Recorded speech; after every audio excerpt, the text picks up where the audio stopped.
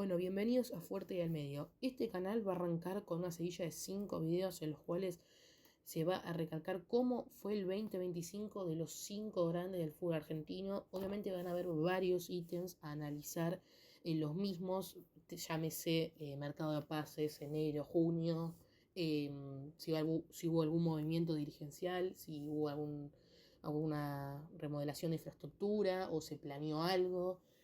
Si se cumplió en caso, por ejemplo, de Racing o River, en lo poco que tuvo hasta ahora Estefano Di Carlos, si se cumplió algo de promesas de campaña hasta ahora, y obviamente el plano deportivo y cómo fue, si se ganaron un título y cómo fue que compitieron en las diferentes competencias. Bueno, vamos a arrancar hoy con Racing Club de Avellaneda. Racing arrancaba el 2025 con muchas ilusiones, dado que venía de ganar la Copa Sudamericana del 2024 3-1 en la final frente al Cruzeiro.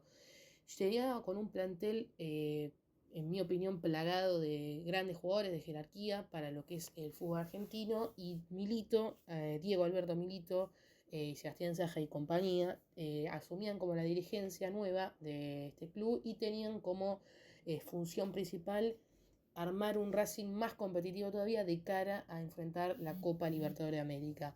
El principal objetivo era mantener el equipo, es decir, mantener todos los jugadores o la gran mayoría de ellos. Ya, por ejemplo, hablamos Juanfer Quintero, Roger Martínez, Johan Carbonero. Se sabía, era un secreto a voces, que se iban a emigrar en el mercado de enero, por lo que era una tarea casi imposible retenerlos en el club. Y se incorporaron 5 jugadores nuevos a la institución, que son Matías Saracho, que creo que es un jugador que todos los hinchas de Racing estaban de acuerdo en repatriar, porque ha demostrado mucho con la camiseta de Racing en su momento. Adrián Balboa, proveniente de Instituto. Richard Sánchez del América de México. Ignacio Rodríguez o Nacho Rodríguez de Banfield.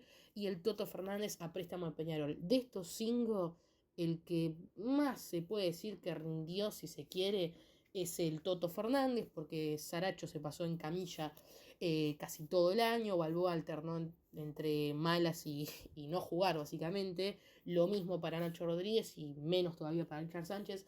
Así que en plano refuerzos fue un bastante mal primer mercado de pases, pero bueno, creo que los hinchas de Racing tenían como ese acuerdo tácito con la dirigencia de, bueno, es el primer mercado de pases, vamos a darle tiempo. Racing siguió de manera normal, creo que transcurrió bien el primer semestre de 2025.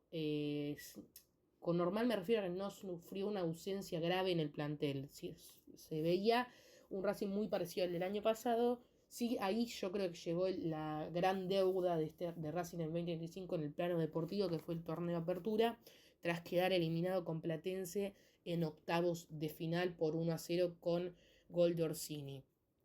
Ahí el equipo de Costas tuvo una muy buena fase de grupos de Copa Libertadores, perdió con Bucaramanga, pero lo reconsolidó y se clasificó primero atrás de Palmeiras y justamente Sao Paulo, que habían sido los otros dos mejores primeros, y eso fue lo que le permitió a Racing definir todas las series de local, incluso con el Flamengo, el posterior campeón. Y así terminaba el primer semestre sin mucho movimiento. Siempre un primer semestre donde hay copa, se juega la fase de grupos, que suele ser tranquila, salvo que toque un grupo de la muerte. Racing lo transcurrió de una manera apacible, se puede decir. El segundo semestre es donde se puede decir que pasó lo interesante, o donde se vio la toma o no de decisiones de Milito, dado que era un mercado de pases el cual, con el sorteo que había tenido Racing en Copa Libertadores, era Peñarol en octavo de final, Vélez en cuarto de final. Obviamente, hipotéticamente hablando, no sabía en ese momento qué iba a pasar, avanzar de ronda, y podía ser Flamengo, Inter, Estudiantes, y creo que alguno más en semifinales. Era un camino dentro de lo que se puede pedir, accesible, si se quiere decir, o bueno, más tranquilo para un equipo campeón internacional. Llegaron a Racing Duván Vergara en condición de se perdonó una deuda con Juanfer Quintero con el América de Cali. Llegó también Alan Forneris por $1 millón más o menos, de Colón de Santa Fe, que limita ahora en la B, estuvo cerca de descender a la B Metro. Llegó también Tomás Konechny del Alavés de España por 3 millones. Llegó por 3,5 millones Elías Torres de Aldo Civi, por 1,5 millones Franco Pardo de Unión, y creo que por un contrato de productividad, eso no lo entendí muy bien, Marcos Rojo de Boca. De estos 6 refuerzos, los mejores, sin duda el mejor fue Franco Pardo, se ganó rápido la titularidad y lo hizo muy bien. Tuvo justo ese desgarro frente a Independiente Rivadavia que lo dejó fuera de las canchas, y pudo volver recién, de manera muy breve, en el torneo clausura, en la fase de playoffs. Así que se tardó todo lo que restaba de Copa Libertadores, es decir, creo partido con Vélez, se lo perdió. No, perdón, partido con Vélez juega, se perdió el partido con Flamengo, que bueno, esa era serie importante. Y ahí sí que hizo su debut, ya debut completo, de una serie completa, Marcos Rojo, porque con Peñarol jugó 70 minutos la vuelta, y se lesionó, y la ida jugó 10 minutos luego de que el Mancha convirtiera el primero.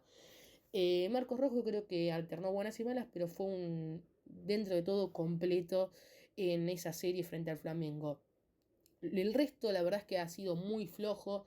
Dúa Vergara levantó un poco sobre el final, se volvió, eh, si se quiere decir, protagonista del equipo en el segundo semestre, más que nada en la culminación del torneo de clausura, pero yo creo que se termina volviendo titular por la falta de variantes que siente Costas hoy en día, por eso es que lo termina poniendo, y tal es el grado de desconfianza que le tienen a los Konechny, a Elías Torres, pobre, sufrió un desgarro muy feo que lo dejó afuera 10/8 meses de las canchas, todavía no se volvió a incorporar al plantel. Alan Forneris, que es una apuesta, tuvo algunos partidos, por ejemplo recuerdo un partido con Banfield que gana Racing 3-1, ahí no sé si fue su debut, pero jugó y lo hizo de buena manera para la edad e inexperiencia que tiene en un equipo grande.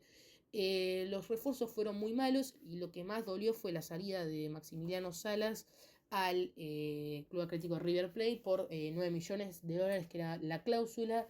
Y bueno, creo que esta sí fue la salida que más se sintió. Como dije antes, en enero no hubo una salida que realmente dolía, porque ya los colombianos se sabía desde antemano que se iban a ir. Y Salas fue una salida dolorosa porque siempre cuando pasa eso, las cosas que duelen son primero en la circunstancia en la que se va, cómo se manejó con el club, sobre todo también al club donde se va, que era un club rival de competición directa de Copa Libertadores y obviamente de Copa Argentina posteriormente, y también del torneo clausura. Y también el cómo se lo reemplazó, porque si hubiera llegado Sebastián Villa, por ejemplo, por poner un caso, pese a todo el prontuario que tiene, es un gran jugador y nadie hubiera dudado de que por lo menos en lo futbolístico, si Villa rendía bien, no se le hubiera extrañado a Salas. No pasó eso, y el no haberlo reemplazado bien hace que se extrañe todavía más la presencia de Salas y se sienta más su ausencia. Ahí ya creo que los hinchas de Racing sabían que el plantel estaba medio diezmado, con jugadores que Racing incorporó, gastó más o menos 17, 16 millones de dólares, pero encontró más problemas que soluciones con esto, y eso fue un gran declive de calidad en el plantel. Arrancó jugando octavo de final contra Peñarol, en donde pasó, pese a una serie muy complicada con un gol de Pardo sobre la hora, pasó bien a Peñarol. Luego con Vélez tuvo también una serie complicada, pero lo pasó más con solvencia, 1-0 en el Amalfitani y 1-0 en el Estadio Presidente Perón, donde fue, creo que, bajo mi perspectiva, el mejor partido que jugó Racing en todo el año, junto con el de Fortaleza y alguno más. Perdón, me olvidé, en febrero Racing gana la Recopa Internacional frente al Botafogo, por 2-0 en el Estadio Presidente Perón y 2-0 en Río, así ganando la Recopa y convirtiéndose en el equipo con más diferencia en ganar una Recopa en el global de la misma. Ese fue el primer y único título de Racing en 2025. Volviendo a lo que estaba diciendo, luego de pasar a Vélez, juega el clásico con Independiente, del cual empata 0-0. Juega luego cuarto de final de Copa Argentina contra River, donde le toca perder 1-0 por gol de Maximiliano Salas a los 5 minutos de juego, me parece. De ahí es donde Racing pierde ya su primera competencia, pero bueno, era algo que todos los hinchas concordaban de que, bueno, terminó la serie con Vélez y a la posterior tuvieron, en 3 días se jugó el clásico y en 4 días se jugó con River, o sea, era muy corto el periodo de recuperación y eso terminó haciendo que los jugadores sufran la fatiga física y les cueste mucho más, pese a que con River siempre puedes perder. Yo creo que esto no es una catástrofe futbolística ni nada, porque se puede perder contra un equipo grande en cuarto final y más con River, que la historia de Racing es un hueso duro de roer. Luego llegaban las semifinales de Copa Libertadores contra el Flamengo, que ya todos sabían de antemano que era un equipo durísimo y a Racing le iba a costar un montón y la jerarquía se demostró de entrada allá en el Maracaná. El Flamengo pudo haber ganado más o menos 4-0 si hubiera afinado mal la puntería y si no hubieran encontrado un Cambeses angelado y en su mejor versión, otro de los puntos altos en el justamente 2025 de Racing. Ahí en el Maracaná Racing sobrevivió, no atacó obviamente, primero por falta de jugadores para atacar y segundo no era lo que venía a buscar, buscó defenderse y las que pueda tener intentarlas aprovechar como hizo con el Corinthians en la Copa Sudamericana 2024, no le salió lamentablemente, perdió 1-0 con gol en contra de Marcos Rojo tras un pase descomunal de Carrascal, pateó Bruno Enrique, fuerza la buena respuesta de Cambeses y el rebote patea a Carrascal a cualquier lado, había pateado y justo terminando en la pierna de Marcos Rojo. Y en la vuelta Racing no supo cómo entrarle, al principio fue parejo, fue para los dos, y al segundo tiempo con la expulsión de Gonzalo Plata en una guapesa de Marcos Rojo, Racing lo puso contra las cuerdas a Flamengo, pero no le supo convertir el gol y así quedaba eliminado de la Copa Libertadores. Fue un golpe durísimo y todos los hinchas pensaban que el año estaba terminado ahí, pero Gustavo Costas, el gran entrenador que tiene el Racing, supo levantar a su equipo y llevarlo a la final del torneo de clausura. Eh, Hiló una cantidad de partidos con victorias, con empates, pero por sobre todo con la valla en cero, que eso era lo que preocupaba mucho en Racing. Creo que tuvo como 14, de 14, de 16 partidos, el arco en cero se mantuvo así, por lo que fue algo muy importante en ese momento y que le permitió clasificar tras vencer 1-0 a Newell's, clasificar momentáneamente segundo y tras el empate de Unión clasificar tercero. Jugaba contra River en el cilindro y era la revancha de Copa Argentina, de que se jugó en el Gigante Arroyito. Era la venganza de Acuña, de Salas. Acuña se volvió, tras los jueguitos en Arroyito, creo que más odiado que Salas todavía. Juanfer un poco, o sea, era un partido de muchas emociones y Racing creo que con huevo lo termina ganando, pese a estar perdiendo el partido y ahí creo que todo el mundo pensó que a River se lo llevaba. Racing golpeó con gol de Toto Fernández en contra de Martínez Cuarta y ahí Racing con el último gol de Martirena se clasificó a los cuartos de final, donde enfrentó a Tigre, un equipo que pese a que parezca inferior, le costó mucho a Racing porque en los 2 años de mandato de Gustavo Costas no se vio una respuesta a poder desarmar o descomprimir esos partidos en el cual el rival se te viene a meter atrás. Costas y Racing no lo saben solucionar y eso hizo que Tigre lo lleve a los penales con un partido en el que, repito, no se supo solucionar y con el 9, Maravilla Martínez, totalmente seco, tuvo 5 oportunidades y no convirtió ninguna. Luego convirtió el penal, Racing convirtió los 4 que pateó, Cambeses en modo dibu heroico tapó 2 y así Racing se clasificaba a las semifinales frente al Xeneize en su cancha y creo que fue un partido importantísimo porque era la primera, después de River, era una prueba de fuego tremenda porque era del visitante, no era de local, no tenías tu gente, Boca venía creciendo en base a lo pobre que había sido su 2025, venía creciendo, venía jugando muy bien, había vencido a River en el Superclásico y venía como favorito.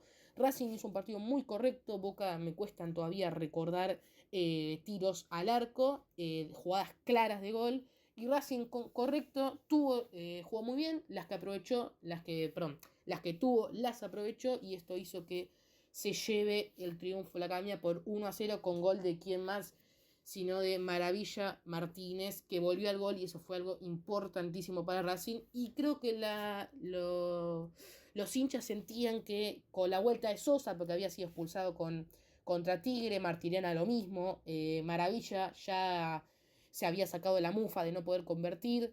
Llegaba a Racing una final frente a Estudiantes, que venció al Lobo 1-0, en Santiago del Estero, una final en la cual creo que veíamos dos equipos parejos, creo que Racing llegaba como favorito, y el penal que se le escurra a Cambeses es un retrato mismo de lo que fue el partido y la final para Racing en general, porque ganando 1-0 a falta de 3 minutos hace el gol Guido Carrillo, antes de los penales tiene una al Toto Fernández que si era pase al medio para Zuculini, el gol era el 2-1 y se terminaba todo. En los penales, Cambeses le ataja un penal tremendo, hace 3 y pone a Racing en ventaja, luego termina fallando Martirena y se pone igualada la serie otra vez y se les termina escurriendo el penal a Cambeses y obviamente Franco Pardo termina fallando su penal.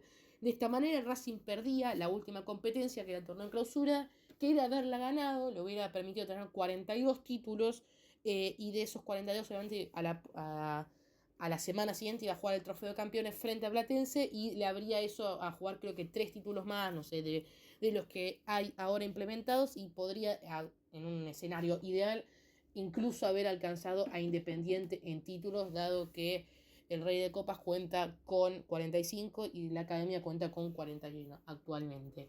Así terminaba el año deportivo de Racing, yo creo que un año de 7 puntos, y digo por qué 7 puntos, principalmente por qué 7 puntos, porque fue un año en el cual se ganó un título internacional y se compitió muy bien en todos los frentes, pese a tener un plantel pobre en los refuerzos.